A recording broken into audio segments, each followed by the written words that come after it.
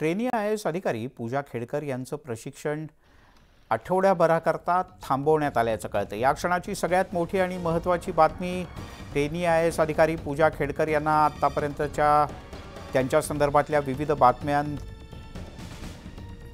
सगळ्यात मोठा धक्का बसला आहे। तो म्हणजे आता दिव्यांग आणि OBC प्रमाणपत्राची चौकशी होईपर्यंत कदाचित एक आठवडा किंवा त्यापेक्षा जास्त त्यांचं प्रशिक्षण थांबवण्यात आलं आहे।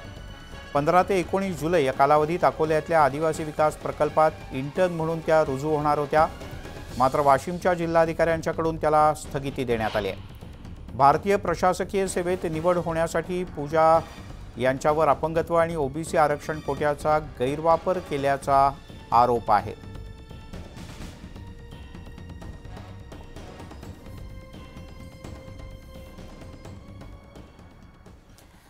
ट्रेनी IAS अधिकारी खेडकर यांचं खरं वय काय यासह अनेक प्रश्न आता उपस्थित केले जात आहेत।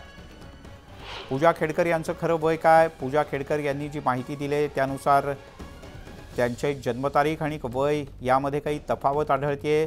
दोन वेगवेगळ्या नावानं UPSC परीक्षा त्यांनी दिली होती असंही आता प्राथमिक तपासात समोर आलंय। कॅटच्या अर्जामध्ये वेगळा उल्लेख आहे। पूजा यांचं वय 2020 मध्ये 30 आणि 2023 मध्ये 31 वर्ष दाखवण्यात आलंय।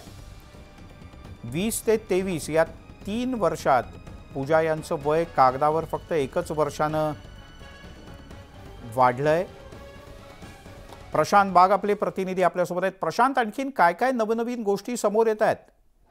ते लहानपणी आपण शाळेत होतो मिलिंद, त्यावेळेस एक विचित्र विश्व नावाचं एक मॅगझिन यायचं आणि त्याच्यामध्ये एक सदर होतं, ऐकावं ते नवलच। अशा प्रकारचे किस्से, वेगवेगळी माहिती पूजा खेडकर या प्रकरणामध्ये सगळी समोर येते।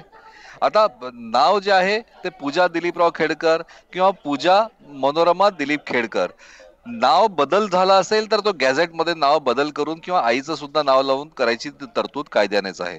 त्याचा अधिकार जरी आपण पूजा खेडकर यांचा मान्य केला की चला ठीक आहे, आपण एक वेळ मान्य करू की त्यांनी प्रतिज्ञापत्र सादर केलंय का किंवा ते केलं असेल तर त्यांनी याचा काय अर्थ केलाय, पण ज्यावेळेस कॅटचा अर्जातल्या आणखी UPSC अर्जातल्या दोन्ही याच्यातली जी तफावत खरं वय काय यावर येते ही तर खरोखर धक्कादायक आहे। म्हणजे 2020 मध्ये ज्या व्यक्तीचं वय 30 वर्ष असतं त्याच व्यक्तीचं वय 2023 मध्ये 31 वर्ष कसं काय होईल? 3 वर्षात एकच वर्ष कसं काय वाढेल? म्हणजे UPSCचे अटेम्प्ट वाढवण्यासाठी पूजानं नाव आणि वय बदलल्याचा संशय आता हा व्यक्त केला जातोय आणि नेमका याच आधारावर ही चौकशी सुरू झाली आहे। 2020 आणि 2023 साठी सेंट्रल ऍडमिनिस्ट्रेटिव्ह ट्रिब्युनल अर्थात कॅट मध्ये दाखल केलेल्या 2 अर्जांमध्ये पूजाची 2 वेगवेगळी नावं आहेत। 2020च्या अर्जात पूजाचं नाव खेडकर पूजा दिलीपराव आणि 30 वर्ष वय आहे, तर 2023 मध्ये कॅटच्या अर्जात पूजाचं नाव पूजा मनोरमा दिलीप खेडकर आणि वय 31 वर्ष नमूद आहे। बघूया अजून काय काय समोर येत आहे। बरोबर प्रशांत, तुर्तास धन्यवाद या माहितीबद्दल।